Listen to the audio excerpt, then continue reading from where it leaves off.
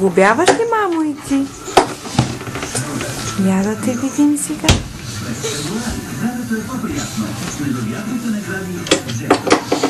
Тати отгоре. Ева отдолу.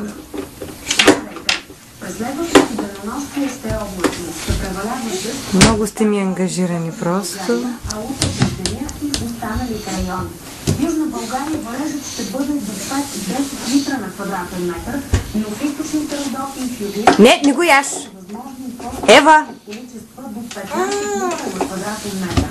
Метърът в източна България ще се ориентира от север-североизток. Дневните температури слабо ще се понижат и максималните ще са между 6 и 11 градуса. Планината алергийната опасност остава. Дай го на тати, мамо. Къде е пирончето? Къде го остави?